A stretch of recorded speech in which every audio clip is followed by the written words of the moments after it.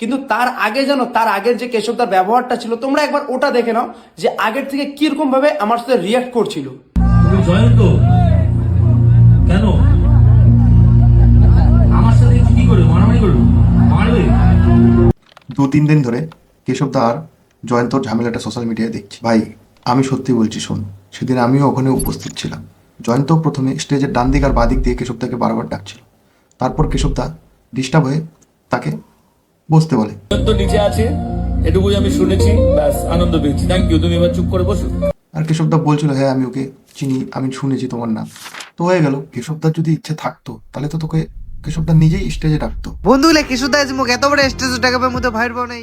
তুই বারবার উপরে স্টেজে উঠতে চাচ্ছিলি কেন? চাচ্ছিলি নিশ্চয়ই ভিউসের জন্যই। আর হ্যাঁ ভাই, আমরা গিয়েছিলাম কেশবদার গান শুনতে, নাকি তোকে দেখতে। আর কেশবদা যদি প্রত্যেকটা ফ্যান্সকে স্টেজের উপরে ওঠায় তাহলে তো ভাই স্টেজে জায়গাই হবে না। তারপরে হুট করে দেখি কোথা দিয়ে দৌড়ে দৌড়ে জয়ন্ত স্টেজে উঠে গেল, তারপর হঠাৎ পায়ে পড়ে গেল।